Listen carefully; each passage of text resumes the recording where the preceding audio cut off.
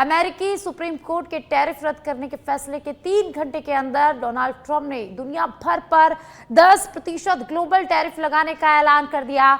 उन्होंने अपने बयान में कहा कि वह आज एक आदेश पर हस्ताक्षर करेंगे जिसके तहत 10% का ग्लोबल टैरिफ लगाया जाएगा। उन्होंने कहा कि यह टैरिफ पहले से लगाए जा रहे बेसलाइन टैरिफ के ऊपर होगा, यानी जो टैरिफ अभी लिया जा रहा है उसके अलावा यह नया 10% एक्स्ट्रा टैरिफ होगा।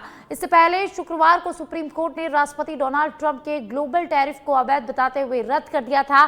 सुप्रीम कोर्ट ने 6 से 3 के बहुमत से फैसला सुनाते हुए कहा कि संविधान के तहत टैक्स और टैरिफ लगाने का अधिकार राष्ट्रपति को नहीं, सिर्फ संसद को है। तो ट्रंप ने दुनिया भर पर 10% ग्लोबल टैरिफ लगाया है। टैरिफ लगाने का अधिकार सिर्फ संसद को है, ऐसा कोर्ट ने कहा। अमेरिकी सुप्रीम कोर्ट ने टैरिफ रद्द करने का फैसला दिया था, लेकिन उसके बाद राष्ट्रपति डोनाल्ड ट्रंप ने दुनिया भर में 10% ग्लोबल टैरिफ लगाने का बयान दिया है। इसके बाद कोर्ट ने कहा कि टैरिफ लगाने का अधिकार राष्ट्रपति को नहीं बल्कि संसद को है।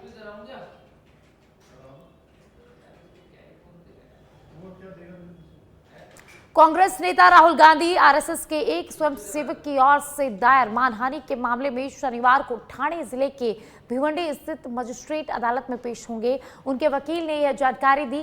कांग्रेस नेता के वकील नारायण अय्यर ने बताया कि राहुल को एक नया जमानतदार पेश करने के लिए कहा गया है।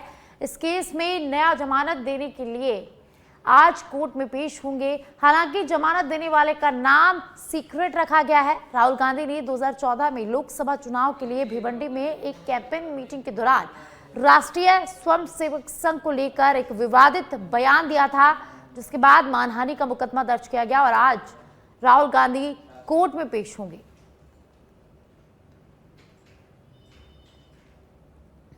तो आरएसएस से जुड़े मानहानि का ये पूरा मामला है और इस मानहानि के मामले को लेकर आज राहुल गांधी भिवंडी कोर्ट में पेश होंगे।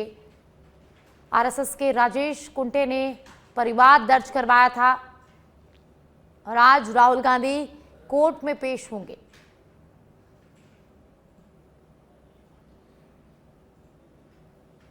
तो आरएसएस के राजेश कुंटे ने परिवाद दर्ज करवाया और ज्यादा जानकारी के लिए पॉलिटिकल एडिटर राजीव जुड़ चुके हैं। राजीव, आरएसएस के लिए विवादित टिप्पणी के मामले में आज राहुल गांधी भिवंडी कोर्ट में पेश होंगे, क्या कुछ अधिक जानकारी राजीव? बिल्कुल, देखिए, अभद्र टिप्पणी के मामले में राहुल गांधी की मुश्किलें लगातार बढ़ती जा रही हैं। अगर बात किया जाए तो देखिए, कल उत्तर प्रदेश के सुल्तानपुर में भी एमपी एमएलए कोर्ट में राहुल गांधी पेश हुए थे, जहां पर उनका बयान दर्ज हुआ। और आज महाराष्ट्र में एक संबोधन के दौरान जो आरएसएस से उन्होंने टिप्पणी की थी, वह मामला तुल पकड़ लिया। कोर्ट की तरफ से कहा गया था कि राहुल गांधी को कोर्ट में पेश होना जरूरी है, व्यक्तिगत पेश होना जरूरी है। तो आज राहुल गांधी पेश होंगे और देखना होगा कि कोर्ट की तरफ से क्या कुछ कहा जाता है, राहुल गांधी अपने बयान में क्या कुछ दर्ज कराते हैं। क्योंकि देखिए, कल सुल्तानपुर कोर्ट की अगर बात की जाए, एमपी एमएलए कोर्ट की बात की जाए, तो राहुल गांधी पेश हुए और अपना बयान उन्होंने दर्ज कराया। उसके बाद 9 मार्च का फिर एक तारीख पड़ा है जब राहुल गांधी को पेश होना होगा कोर्ट में। अब आज देखना होगा कि आज राहुल गांधी की तरफ से क्या कुछ बयान दर्ज कराया जाता है, पूरे मामले को लेकर के क्या कुछ राहुल गांधी अपने सफाई में कहते हैं, कोर्ट की तरफ से क्या कुछ कहा जाता है, बहुत ही महत्वपूर्ण है। हालांकि अगर बात किया जाए तो जो कांग्रेस के नेता हैं वो लगातार इस बात को कह रहे हैं कि जो कुछ भी हो रहा है सब राजनीति से प्रेरित है। चाहे वो उत्तर प्रदेश की बात की जाए या महाराष्ट्र की बात की जाए, राहुल गांधी के बोलने का इंडिकेशन ऐसा नहीं था। लेकिन जो भारतीय जनता पार्टी के जो नेता हैं, जो उनके ऊपर केस दर्ज कराए हैं, ये लोग लगातार इस मामले को लंबे समय से लेकर लगातार संघर्ष कर रहे हैं। अब मामला कोर्ट में है, तो कोर्ट में राहुल गांधी क्या कुछ अपना बयान दर्ज कराते हैं, क्या कुछ स्टेटमेंट देते हैं, यह देखना होगा। जी, बहुत बहुत शुक्रिया राजीव इस तमाम जानकारी के लिए।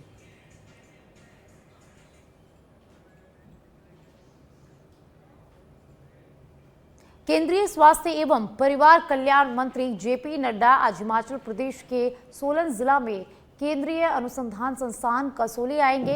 केंद्रीय मंत्री यहां टिटनेस और एडल्ट डिफ्थीरिया वैक्सीन का शुभारंभ करेंगे। यह नई वैक्सीन विशेष रूप से किशोरों और वयस्कों में टिटनेस और डिफ्थीरिया से सुरक्षा बढ़ाने के उद्देश्य से विकसित की गई है। TD vaccine tetanus toxoid vaccine की जगह लेने के लिए डिजाइन की गई है, जिससे डिफ्थीरिया के खिलाफ सुरक्षा भी सुनिश्चित हो सकेगी। टिटनेस एक बैक्टीरियल संक्रमण है जो क्लास्ट्रोडियम टिटानी नामक बैक्टीरिया के कारण होता है। यह बैक्टीरिया आमतौर पर मिट्टी, धूल और जानवरों की गंदगी में पाए जाते हैं। जब यह बैक्टीरिया किसी घाव, कट या चोट के माध्यम से शरीर में प्रवेश करता है तो स्नायु तंत्र को प्रभावित करने वाला यह जहरीला टॉक्सिन छोड़ता है। और आज केंद्रीय मंत्री जेपी नड्डा नई वैक्सीन का शुभारंभ करेंगे, वैक्सीन को लॉन्च करेंगे।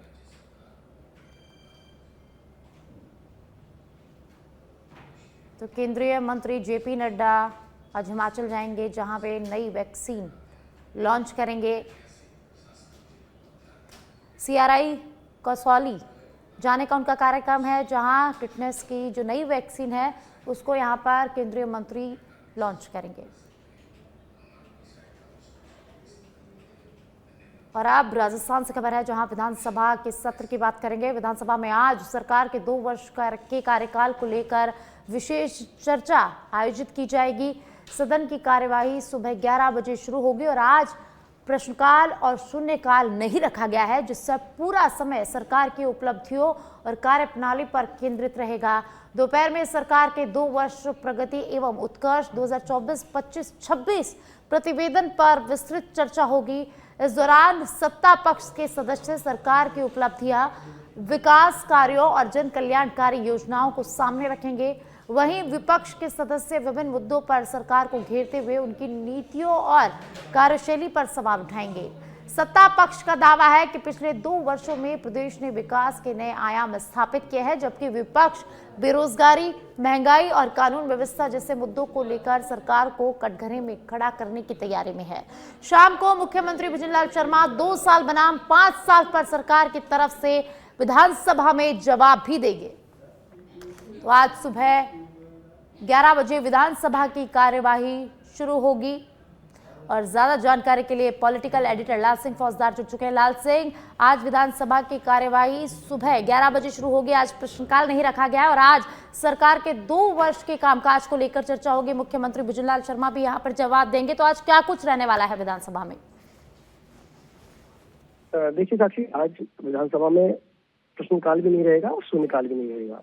आज कुछ महन जो रहने वाला है वो रहेगा आज सरकार के 2 साल को लेकर मुख्यमंत्री भजनलाल शर्मा का ब्यौरा जो आएगा, जो लगातार सियासी गलियारों में लेकर चर्चा है कि 2 साल बनाम 5 साल। ऐसे में आज विपक्ष अपनी बात रखेगा और इसके बाद मुख्यमंत्री भजनलाल शर्मा की ओर से जवाब आएगा। इसमें बजट की घोषणाओं के साथ ही 2 साल में जो सरकार ने काम किए हैं, चाहे वो रोजगार के क्षेत्र में हो, चाहे वो महिला उत्थान के क्षेत्र में हो, चाहे वो किसानों की समृद्धि को लेकर हो, चाहे वो विकसित राजस्थान के लिए मील का पत्थर साबित होने वाली तमाम योजनाओं की बात हो, चाहे वो पेयजल के क्षेत्र में राजस्थान को आत्मनिर्भर करने के लिए राम जल सेतु योजना की बात हो, ऐसी तमाम योजनाएं जो 2 साल के लिए कार्यकाल की उपलब्धि रही है उनको आज सदन में रखे जाएंगे। हालांकि इसके अलावा कुछ कार्य जरूर होंगे विधानसभा में, जैसे कुछ सदन में याचिकाओं का उपस्थापन किया जाएगा। इसके साथ ही जिसमें 2-3 याचिकाएं काफी महत्वपूर्ण है, कुछ शिक्षा से जुड़ी हुई हैं, कुछ अन्य विभागों से जुड़ी हुई हैं। इसके साथ ही जो लेकिन पूरा जो फोकस रहेगा वो रहेगा आज मुख्यमंत्री भजनलाल शर्मा का जो 2 साल के ऊपर जवाब आएगा। 2 बजे ये जवाब आना है, उससे पहले विपक्ष की ओर से भी अपना बात रखी जाएगी और उसके बाद मुख्यमंत्री भजनलाल शर्मा जवाब पेश करेंगे। जी बहुत बहुत शुक्रिया लाल सिंह इस तमाम जानकारी के लिए।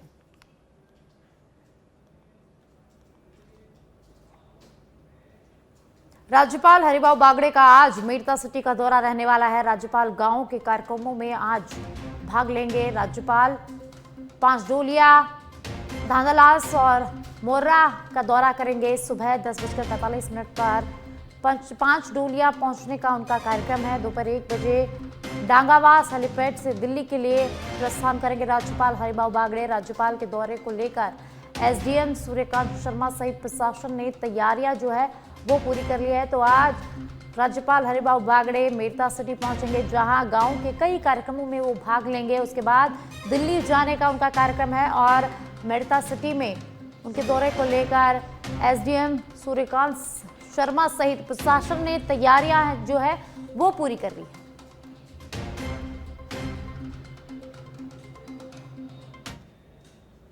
जयपुर से खबर है, जहां राजस्थान में फोटो युक्त फाइनल वोटर लिस्ट का प्रकाशन आज ड्राफ्ट पब्लिकेशन के दौरान 41.85 लाख वोटर्स के नाम कटे। 8 लाख वोटर्स की नहीं हुई थी 2002 की वोटर लिस्ट में मैपिंग। नो मैपिंग वाले वोटर्स को दस्तावेज देना था नए नाम जोड़ने के लिए भी। इस दौरान दावे आए। नाम कटने के बाद 1.06 लाख आपत्तियां दर्ज हुई। 8 लाख वोटर्स की 2002 में वोटर्स मैपिंग नहीं हुई थी। नो मैपिंग वाले वोटर्स को दस्तावेज देना था।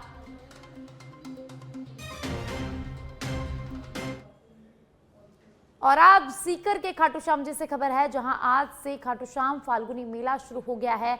डीजीपी के निर्देशन में तैयारियां पूरी हो गई हैं। 21 से 28 फरवरी तक 35 लाख श्रद्धालुओं की जो उपस्थिति है वो संभावित है। यहां पर 35 लाख बाबा श्याम के दर्शन कर सकते हैं। राजस्थान पुलिस ने सुरक्षा की तैयारी कर ली है और सुविधा का खाका तैयार कर लिया है। डीजीपी राजीव कुमार शर्मा के निर्देशानुसार राजस्थान पुलिस, जिला प्रशासन और श्री श्याम मंदिर कमेटी खाटू धाम ने आपसी समन्वय से सुरक्षा, यातायात, दर्शन व्यवस्था और भीड़ प्रबंधन को लेकर व्यापक तैयारियां की है।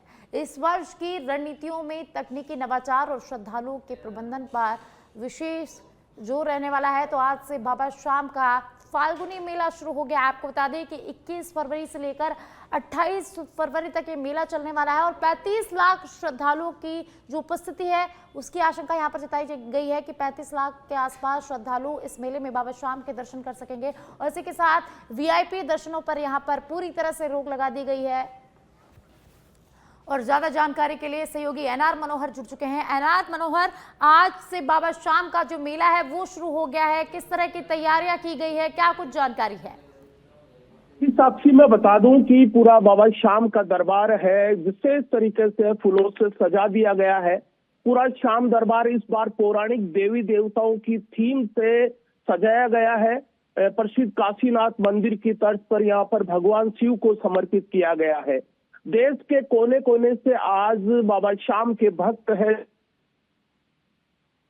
व्यवस्थाओं की करें तो इस बार है श्री श्याम मंदिर कमेटी की व्यवस्था बहुत बेहतरीन व्यवस्थाओं में से देखी जा रही है, क्योंकि सजावट विशेष है।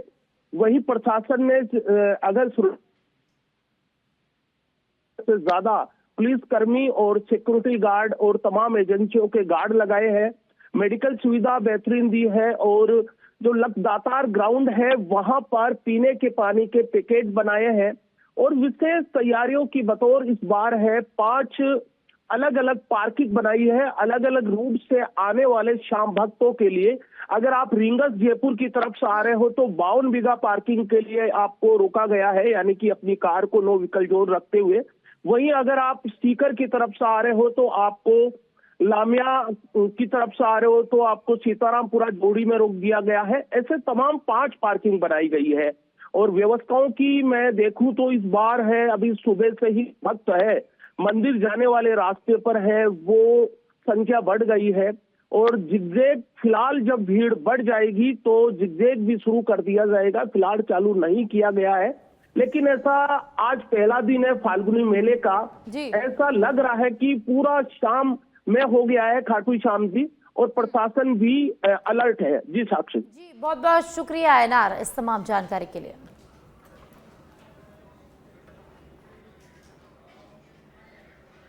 और अब जयपुर से खबर है, जहां अल्बर्ट हॉल का आज 140वां स्थापना दिवस मनाया जा रहा है। स्थापना दिवस के मौके पर पर्यटकों के लिए बड़ी खुशखबरी है। आज अल्बर्ट हॉल में पर्यटकों का प्रवेश जो है वो पूरी तरह से निःशुल्क रहने वाला है। सुबह 11 बजे canvas at the Albert hall शीर्षक से ओपन ड्राइंग प्रतियोगिता का आयोजन यहां पर होगा। अल्बर्ट हॉल के अधीक्षक महेंद्र कुमार निमहल ने जानकारी साझा की है। तो आज अल्बर्ट हॉल में पर्यटकों का प्रवेश पूरी तरह से निःशुल्क रहने वाला है। आपको बता दें कि आज अल्बर्ट हॉल का 140वां स्थापना दिवस मनाया जा रहा है। अल्बर्ट हॉल के अधीक्षक महेंद्र कुमार निमहल ने जानकारी साझा की है। तो अल्बर्ट हॉल में आज पर्यटकों का प्रवेश पूरी तरह से फ्री रहने वाला है। पर्यटकों के लिए खुशखबरी है। अल्बर्ट हॉल आज अपना 140वां स्थापना दिवस मना रहा है और इसी उपलक्ष्य में पर्यटकों का जो प्रवेश है पूरी तरह से फ्री रखा गया है, निःशुल्क रखा गया है। स्थापना दिवस के मौके पर पर्यटकों का स्वागत भी यहाँ पर किया जाएगा और कई तरह की प्रतियोगिताएं यहाँ पर होगी। अल्बर्ट हॉल के अधीक्षक महेंद्र कुमार निमल ने जानकारी दी है।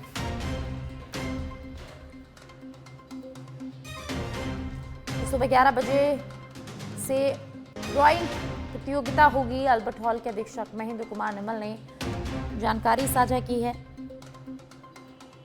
और ज्यादा जानकारी के लिए सहयोगी निरंजन जुड़ चुके हैं। निरंजन, अल्बर्ट हॉल आज अपना 140वां स्थापना दिवस मना रहा है और इसी उपलक्ष्य में अल्बर्ट हॉल में आज पर्यटकों का जो प्रवेश है पूरी तरह से फ्री रखा गया है, निःशुल्क रखा गया है। क्या कुछ जानकारी आज पूरे दिन अल्बर्ट हॉल में क्या कुछ रहने वाला है, क्या कुछ होने वाला है?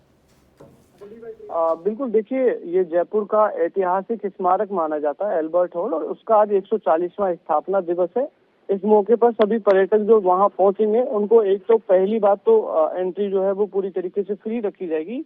वहीं दूसरा, उनका जो स्वागत है वो तिलक और माला पहनाकर जो है, जो पहले कुछ पर्यटक पहुंचेंगे मॉर्निंग के टाइम पे, वो उनका जो है वो किया जाएगा। 140वां स्थापना दिवस यहाँ पर अल्बर्ट हॉल मना रहा है, जिसके चलते जो है कई तमाम तैयारियां जो है वो यहाँ पर पर्यटन स्थल जो अल्बर्ट हॉल है उस पर की गई है। उसके अलावा ये जो यहाँ पर पूरा माहौल जो है, यहाँ पर लोक कलाकार हैं, राजस्थान संस्कृति को जो है वो दर्शाते हुए यहाँ पर नजर आएंगे और प्रस्तुति देते हुए और पर्यटकों को खुश करते हुए जो है वो नजर आएंगे। साक्षी जी, बहुत बहुत शुक्रिया निरंजन इस तमाम जानकारी के लिए।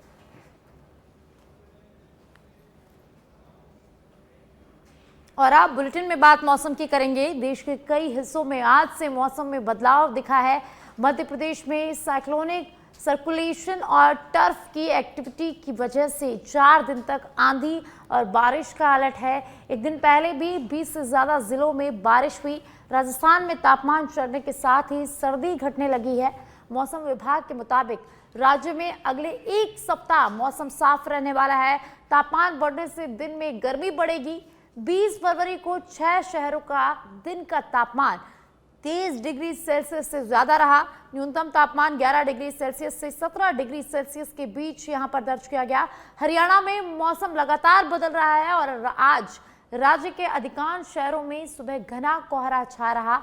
हिसार में विजिबिलिटी करीब 50 मीटर से कम रही। मौसम विभाग के मुताबिक सबसे कम तापमान 8.5 डिग्री सेल्सियस नारनौल का रहा। सबसे अधिक 29.9 डिग्री सेल्सियस पलवल का रहा। पहाड़ों पर हल्की बारिश और बर्फबारी का दौर जारी है। मौसम विभाग ने उत्तराखंड में 22 फरवरी को बारिश और बर्फबारी का अलर्ट जो है वो जारी किया है। तो वहीं कर्नाटक, तमिलनाडु, केरल और पुडुचेरी में आज भारी बारिश की आशंका जताई गई है।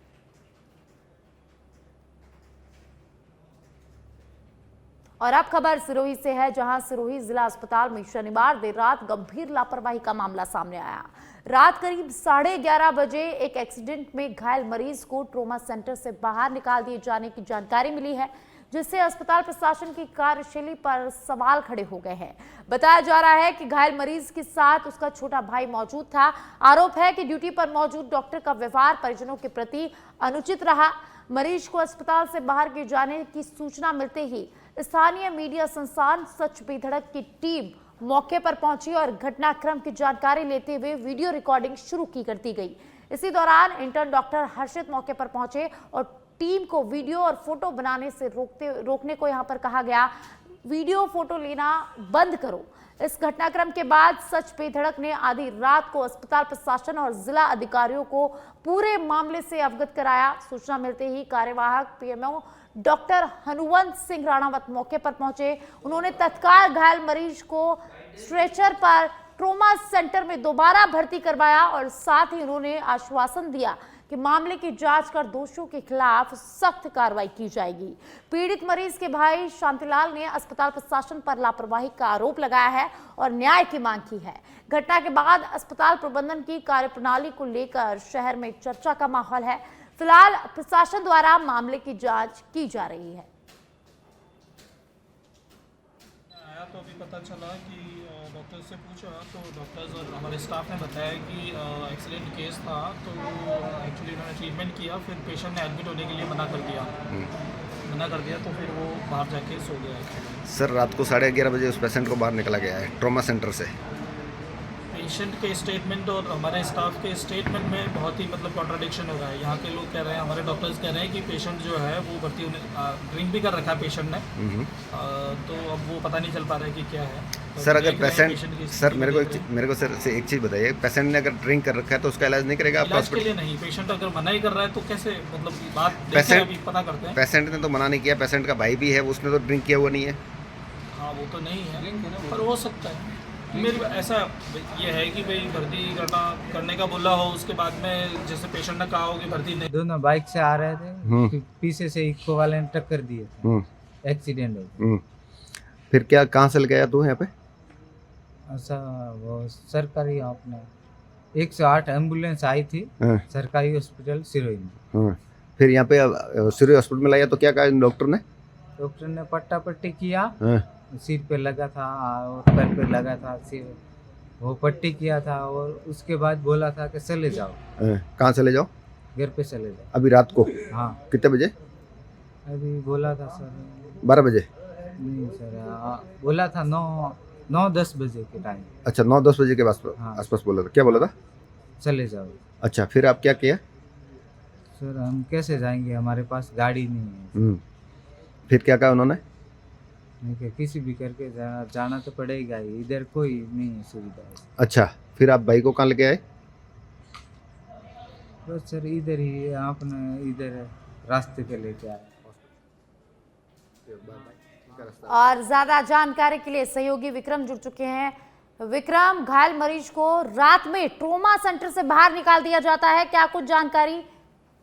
जी बिल्कुल सच से बताना चाहूंगा, ये सिरोही अस्पताल, जिला अस्पताल की जो है इतनी बड़ी गंभीर लापरवाही सामने आई है कि मरीजों के साथ में किस प्रकार का मिसबिहेव किया जाता है, और वो भी डॉक्टरों के द्वारा। जो जिस डॉक्टर को भगवान का रूप माना जाता है, वो भगवान का रूप रात को आधी रात को जब मरीज को गंभीर हालत में ऐसे ही बाहर अस्पताल से जाने के लिए निकाल देता है, न उसको भर्ती करता है, न वहाँ पे उनका ट्रीटमेंट करता है। और इस प्रकार से जब घटना सामने आती है तो स्वच्छ बेधड़क की टीम वहाँ पे मौके पे पहुंची, और मौके पे पहुंचने के बाद में हमने CMHO, PMO और जो ADM है, तीनों को फोन किए, तब जाकर के जो PMO है वो आए, कार्यवाहक PMO अनुवंश सिंह जी मौके पर पहुंचे, और उसके बाद में उस मरीज को वापस वहाँ पे एडमिट कराया गया।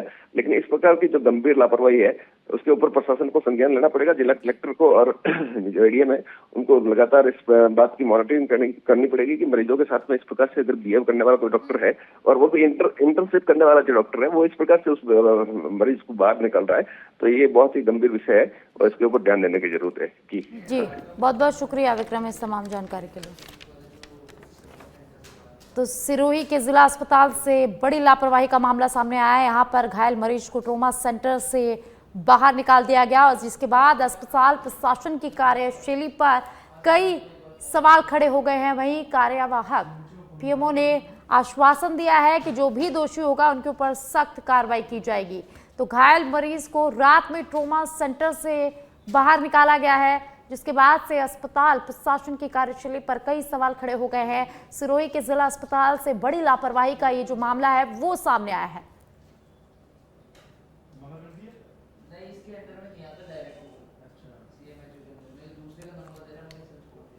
तो सिरोही से एक बड़ी खबर है, जहां जिला अस्पताल की लापरवाही का मामला सामने आया है।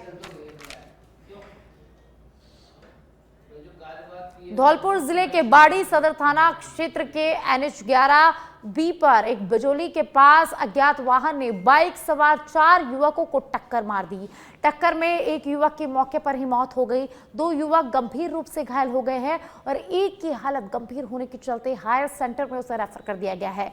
एक युवक के मामूली चोटें आई है। बताया जा रहा है कि युवक का सिर किसी पत्थर से टकरा गया, जिससे उसके सिर में गंभीर चोटें आ गई। अगर हेलमेट पहने होता तो युवक की जान यहां पर बच सकती थी।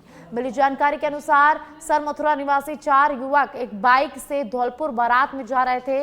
बिजोली के पास अज्ञात वाहन ने बाइक को जोरदार टक्कर मार दी, जिसके बाद यह हादसा हुआ। हादसे में एक युवक की मौके पर मौत हो जाती है, 2 युवक इसमें गंभीर रूप से घायल हो जाते हैं, जिनमें से एक की हालत गंभीर होने पर उसे हायर सेंटर रेफर कर दिया जाता है, और इसी के बाद साथ एक युवक को इस हादसे में मामूली चोटें आई हैं।